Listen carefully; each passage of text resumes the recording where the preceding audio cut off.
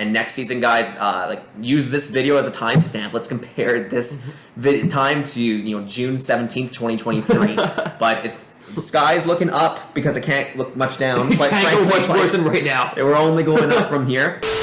All right, hey guys, so this is gonna be a bit of a tougher video here. So like we always sort of maybe from like the surface level, kind of always or the outside point of view, like are always like saying, okay, yeah, like here's the best tips, like here's how good it's going, here's how like how to get all these reviews, here's how to get all these sales, and I want to make sure that we're not only just talking about like the good things and like oh yeah, like look, like we also want to like show too that okay, if things are not going well, which like quite frankly right now things are going to absolute hell, that we are like open and talking about kind of like the hard lessons that we also learned as well, and just kind of showing and showing you guys like the lessons that we learned to make sure that we don't do them again, but also to show you guys, hey, we did this, we messed up, don't do this if you're going to try to like expand, especially what we tried to do. So right here is my best friend, James Soika. He's also my business partner here as well. Great guy.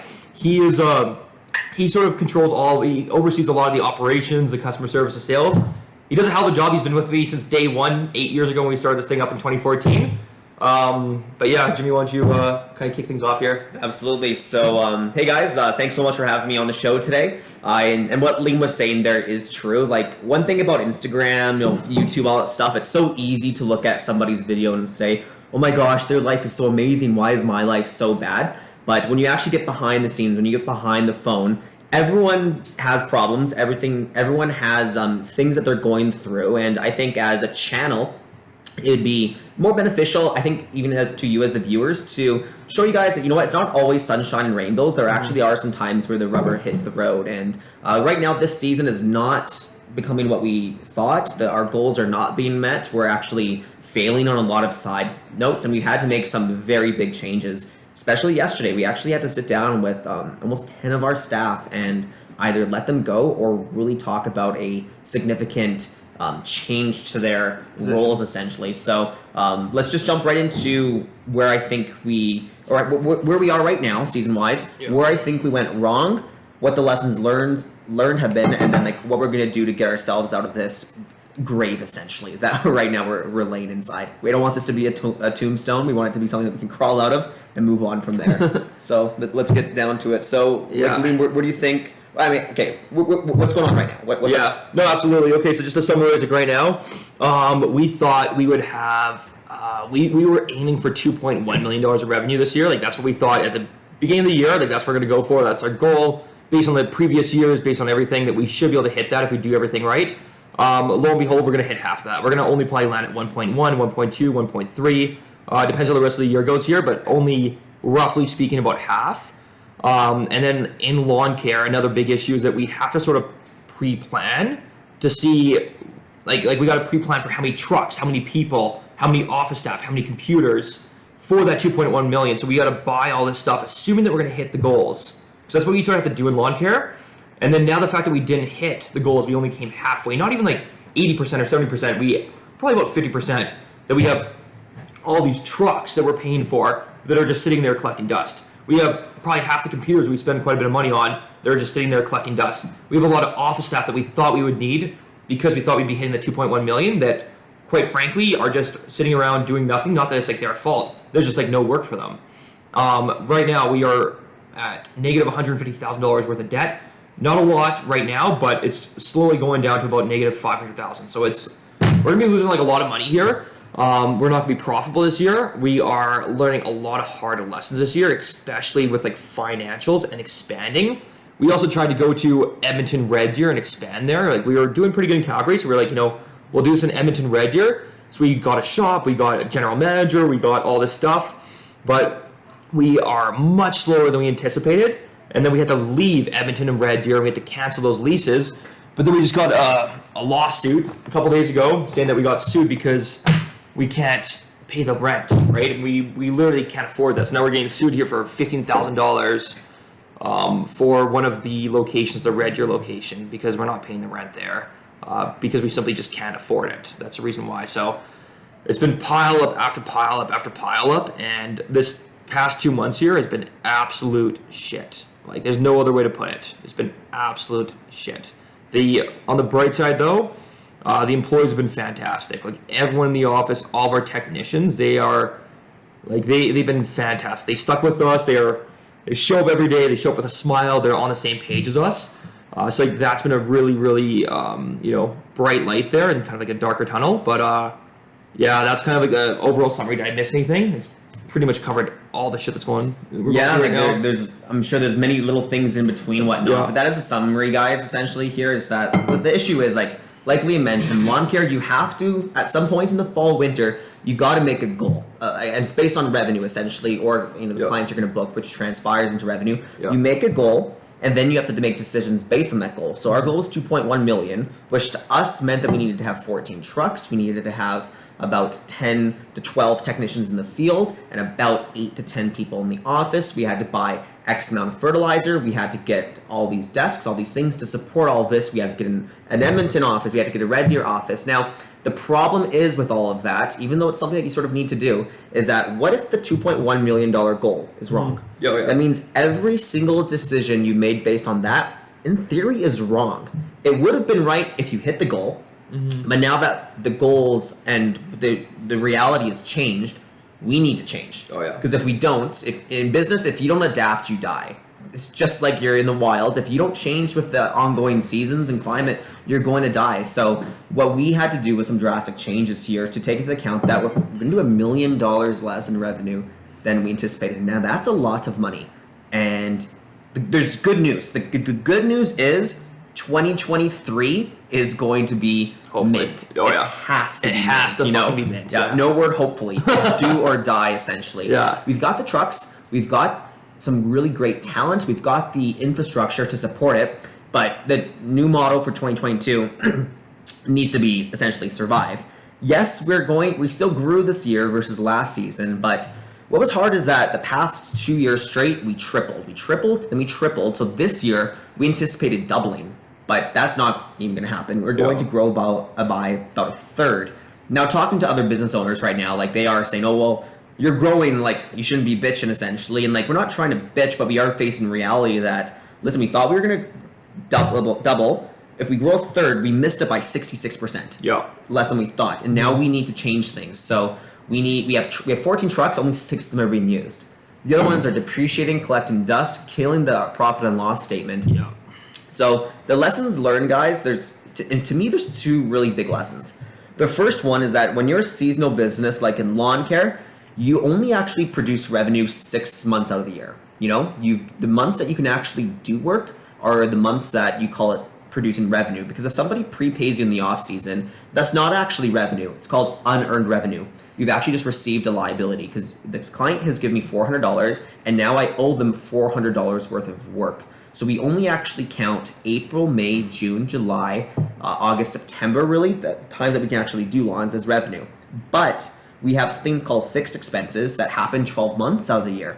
So rent, for example, whether we like it or not, we have to pay rent 12 months of the year, even though we can only produce revenue for 6 months. So we need, the big lesson learned is that before you take on overhead, you must be extremely careful before you sign up for something that's going to cost you 12 months.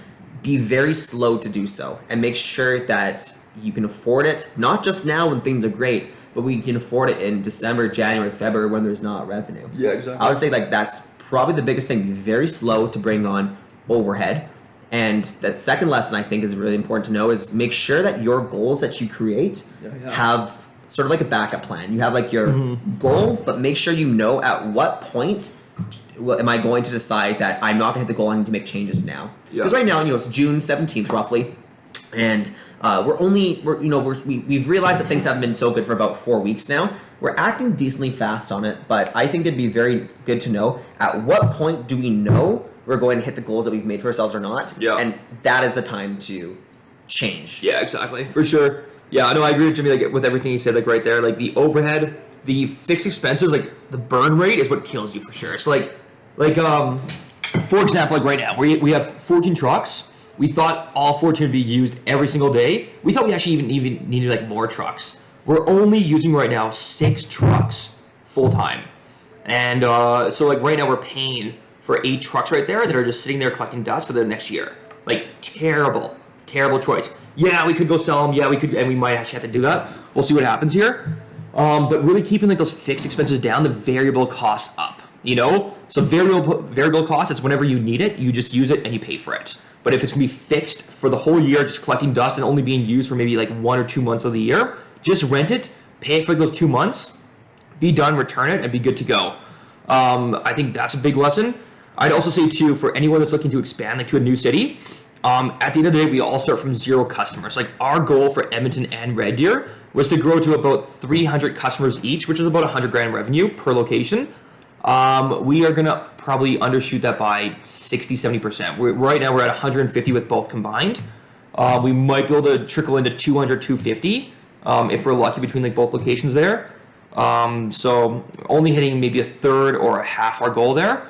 So what the mistake was that we got the rent, we got a shop, we got a general manager.